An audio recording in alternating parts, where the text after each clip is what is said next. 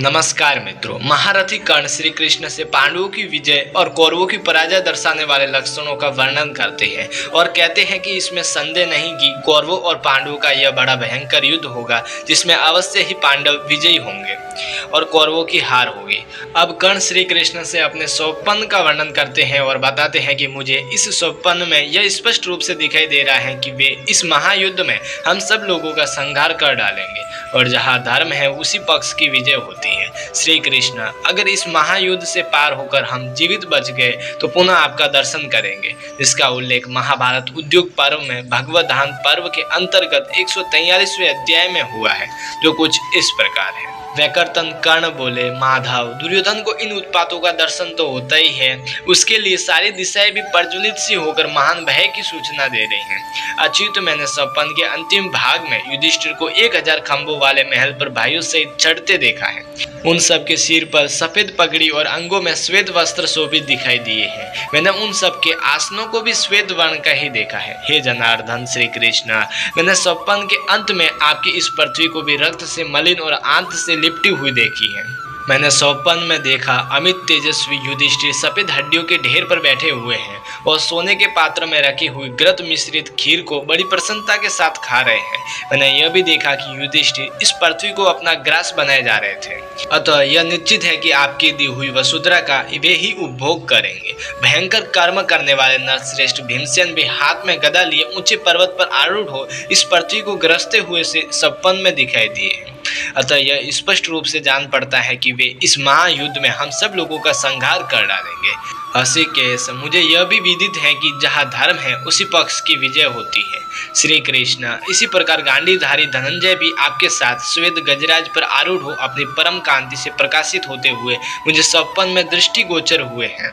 अतः श्री कृष्ण, आप सब लोग इस युद्ध में दुर्योधन आदि समस्त राजाओं का वध कर डालेंगे, इसमें मुझे संशय नहीं है।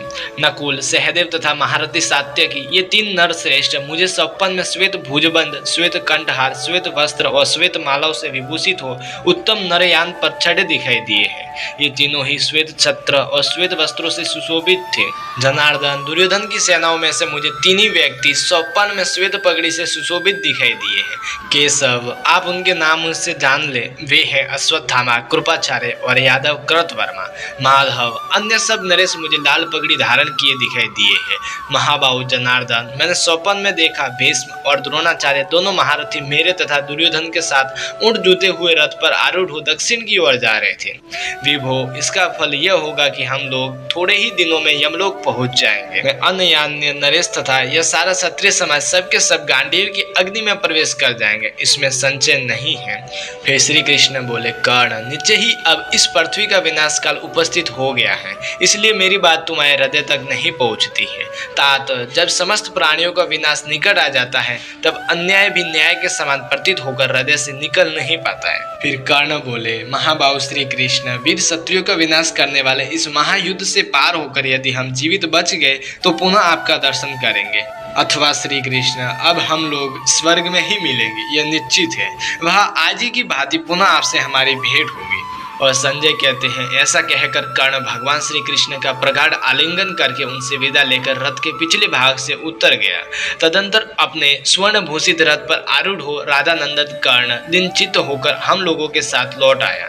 तदंतर सात्यकी सहित श्री कृष्ण सारथी से बार बार चलो चलो ऐसा कहते हुए अत्यंत तीव्र गति से उपप्लव्य नगर की ओर चल दिए।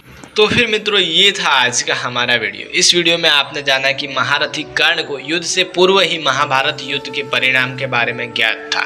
तो आशा करता हूँ कि आपको हमारा ये वीडियो पसंद आया होगा। तो कृपया हमारे इस वीडियो को लाइक, कमेंट, शेयर एंड हमारे इस कर्मयोगी चैनल को सब्सक्राइब करना बिल्कुल ना भूले। तो फिर चलिए मित्रों, आज के लिए इतना ही, फिर मिलते हैं अगले वीडियो के साथ में।